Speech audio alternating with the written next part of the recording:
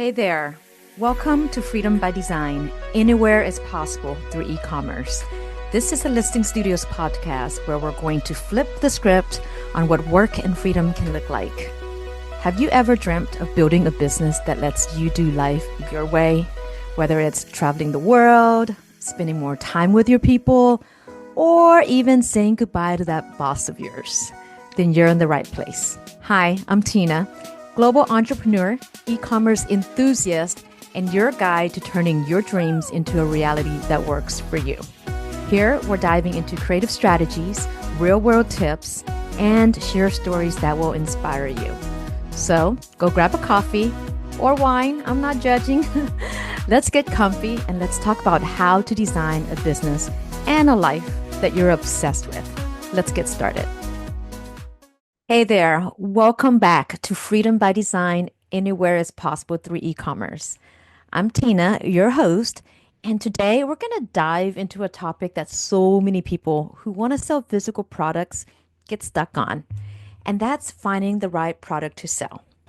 This is going to be a really fun episode, so grab your pen and paper and let's get started. I know firsthand how overwhelming it can feel choosing the right product to sell, especially when you're just starting out. You're thinking through endless ideas, second guessing yourself, and wondering, what do I even sell? Will people actually buy this? Or, gosh, I just want to sell everything. Oh man, I've been there. So, this episode was inspired by a conversation that I had with one of my best friends, Emily, who visited me a few weeks ago. Emily and I go way back, over 20 years. We first met when we worked together at Dell Financial Services, based in Austin. And from the start, we just clicked. We can talk and laugh for hours, and we never get bored. I love that she's incredibly smart and she just gets it, whether it's business, life, or just like the random things. She's one of those friends where we can just pick right up where we left off, no matter how much time has passed. We talked about so many things: life, kids, friendship, her career at Dell, and of course, listing studios. So the conversation started like this.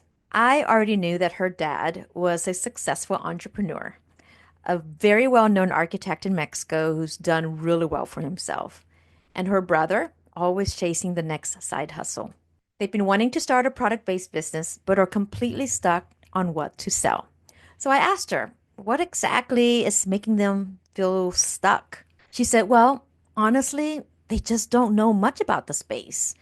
And they know they want to sell something, but they have no idea where to start or even what product to sell. So I asked, well, if I was to give them free, valuable information, like what would be the most helpful? A checklist, an ebook, maybe a step by step guide? And that's when she said something that made my light bulb go off. She said, if there was a quiz that could help us figure out what kind of product we should sell, that would be so much fun, and even I would take it. And just like that, my brain went ding, ding, ding. Of course, a quiz. I had created something like this before, but it wasn't quite like this. So, in true Tina fashion, I spent hours putting one together. Because let's be real, sometimes you just need a little bit of a guidance and maybe a push in the right direction. So, if you want to take the quiz, the link is in the show notes. Go check it out and let me know what product idea you get. But here's the thing, it doesn't stop here. Taking the quiz will give you momentum, but it's just the very first step. Let me tell you about when I first started my e-commerce brand, Wanderwear. I started with just apparel. Simple, right? But I knew that I couldn't just sell any t-shirts and expect to stand out. That market was like already flooded with generic tees, so I had to be like really intentional about what made mine different or how I want to make mine different. For me, that meant selecting high quality, ultra soft fabrics that felt amazing to wear. It meant making sure that they were stylish and comfortable, and most importantly, that they didn't shrink after one wash. I tested so many materials, rejected a bunch of samples, and went through multiple manufacturers before I found the perfect ones. In fact, I'm wearing one of my original designs now, but that wasn't enough. I also had to build a brand. Wonderwear wasn't just about selling t-shirts. It was about creating a lifestyle for adventurous, fun-loving women who love to travel and drink wine. Does that sound familiar? Well, that connection with my audience, combined with my carefully chosen products, is what helped Wonderwear stand out. So if you're feeling stuck on what to sell, remember, it's not just about finding a product. It's about making it different in a way that truly connects with your audience. And that's exactly what we're going to dive into next. Now that you've taken the quiz and you have a better idea of what you want to sell, let's talk about how to differentiate your product.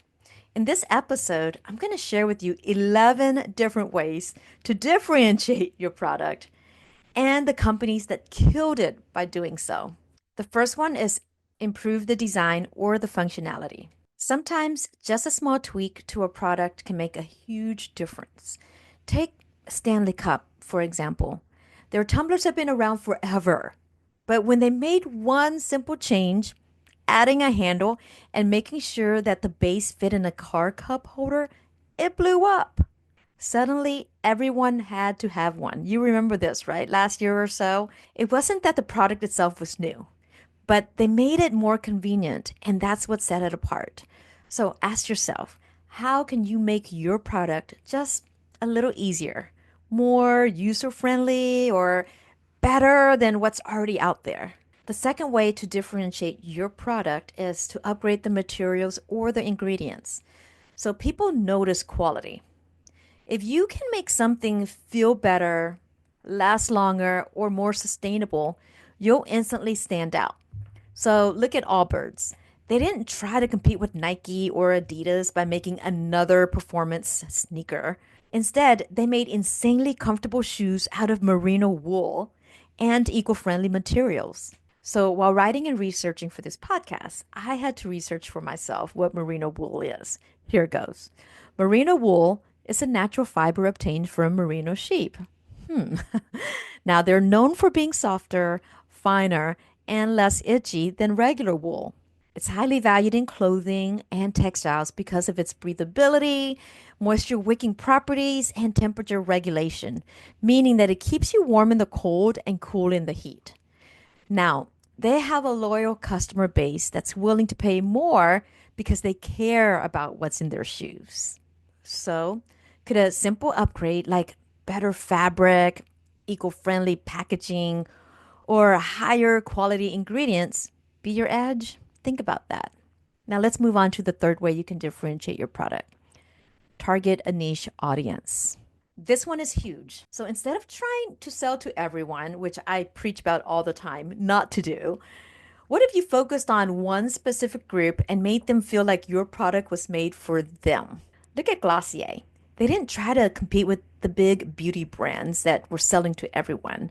Instead, they built their brand around minimalist skincare and makeup for ding ding ding millennials and Gen Z who love that no makeup look. And guess what? That niche audience became obsessed and turned into a cult brand. So think about it. Who would love your product if you market it just for them? Okay, moving on to the fourth way, creating a unique brand story and experience. This is where branding really comes into play. People don't just buy products, they buy stories. A perfect example, Liquid Death. It's literally just water in the freaking can. But instead of branding it like every other bottled water company, they went hardcore. Skulls, tattoo style designs, and an edgy tagline, murder your thirst. They made drinking water cool, and now people love the brand just as much as they love the product. So what's your story? How can you make people feel something when they see your brand? Moving on to the fifth way to differentiate yourself. Bundling or pairing your product with something complementary. People love perceived value. Now, if you can package your product in a way that makes people think, oh wow, I'm getting so much more for my money, then they're way more likely to buy. Look at Peloton. They don't just sell a bike, they sell a membership that comes with live and on demand classes, like a built in community, which is like an entire lifestyle. That's why people spend thousands on their bikes. So it's not just the equipment, it's an experience. We personally own a Peloton.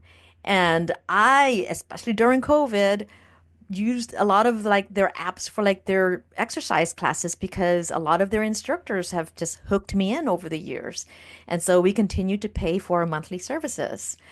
But yeah, so think about this. How could you bundle your product with a freebie? Maybe a digital guide, a matching accessory. Sometimes that extra little touch is what makes people hit the buy now button. The sixth way to differentiate is through customer experience. This is one of the most overlooked ways to stand out. You might have a similar product to your competitors, but if your customer experience is next level, people will choose you every time. Zappos is a great example of that. So, Zappos wasn't the first company to sell shoes online, but they became legendary for their customer service, like upgrading customers to free overnight shipping, offering a 365-day return policy, and training their customer service reps to go way above and beyond. I heard that there's even a story of a Zappos rep helping a customer order pizza because they asked. Now, that is the kind of dedication that builds insane brand loyalty. Now, how can you apply this? Maybe you offer a stellar unboxing experience. So think Apple level packaging that makes people feel like they're opening a gift. Create an easy and generous return exchange policy. People feel more confident buying from brands that make it hassle free. When I owned Wanderwear, if someone wanted a return, I just tell them, you know what, keep it. Don't worry about it. Let me just refund your money. I didn't have to deal with like getting the product back and dealing with the shipping costs and all of that stuff that goes along with it and having someone handle all of that on the back end. So, yes, not only is it helping you out, but your customers will love that. Something that you also might want to do is maybe add some personal touches like handwritten thank you notes or birthday discounts. If you can make your customers feel valued, they're going to keep coming back and they're going to tell everyone about you. All right, the seventh way to differentiate is through community and engagement. Some brands don't just sell products, they create movements. A strong community makes customers feel like they're part of something bigger. An example of this, Lululemon. Lululemon doesn't just sell activewear. They built an entire lifestyle brand. They host free in-store yoga classes. They have an ambassador program featuring their fitness instructors, and they are actively engaged with their community, both online and offline. So people don't just wear Lululemon, they identify with it. How can you apply this? Maybe start out with a Facebook group or a Discord group where customers can connect with you, share their experiences, and maybe even get like exclusive perks. Maybe consider hosting live Q&As or training sessions to engage directly with your audience. Create a loyalty program that rewards customers for being a part of your brand. When you make people feel like they belong, they're going to stick with you for the long run. The eighth way to differentiate yourself is through sustainability and ethics. People are willing to pay more for brands that align with their values. If your product has an eco-friendly or ethical angle, that's a huge way to stand out. An example of this is Patagonia. Patagonia is one of the biggest champions of sustainable business. They use recycled materials. They have a repair program where people can fix their gear instead of buying new ones. And instead of launching a campaign that says, don't buy this jacket, they encourage conscious consumerism. And guess what? People love them more because of it. And how can you apply this to your product or to your brand? Use sustainable packaging like something that's biodegradable, recyclable, or minimal waste. Source materials from ethical fair trade suppliers. Maybe offer a trade in or recycling program to keep products out of landfills. When customers feel good about buying from you, they're going to proudly support your brand over others. Okay, I promise we're almost there.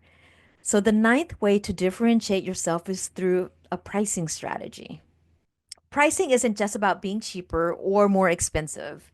It's about positioning your product differently in the market. For example, the Dollar Shave Club.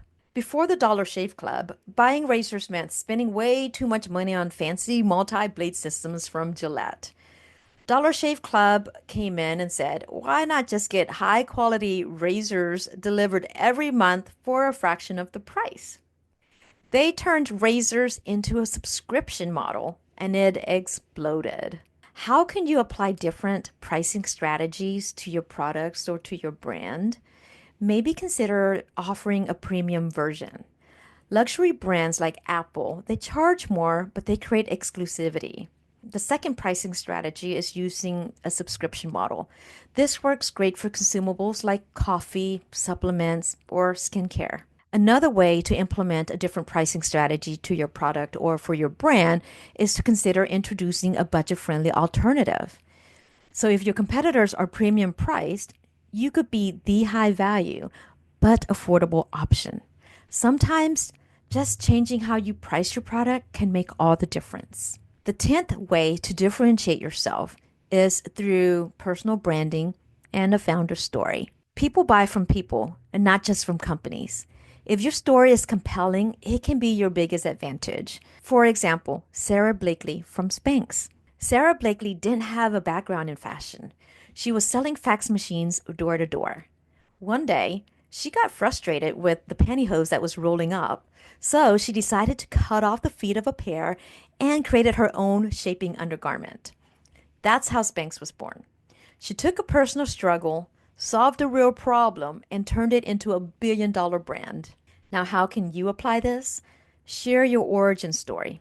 Why did you start your business? What problem were you trying to solve? Be authentic, show some behind the scenes moments, struggles, and even wins on like social media. Let people see you. Don't just hide behind the brand. Instead, connect with your audience personally.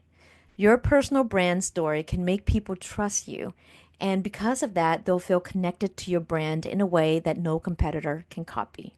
Last but not least, differentiating through unexpected marketing. Sometimes it's not just about the product, it's about how you market it. Example, Duolingo did this on TikTok. Instead of boring ads, Duolingo took their green owl mascot and made these hilarious, unhinged TikTok videos. It had nothing to do with their language app, but people became obsessed with their content. The result? Millions of views and a massive boost in brand awareness. Now, how can you apply this? Use humor or memes in your marketing if it fits your brand. Create relatable content that entertains and educates. Maybe try something unexpected, a bold campaign or a viral challenge or a unique brand voice. Sometimes differentiation is all about personality. At the end of the day, differentiation is what turns a product into a brand.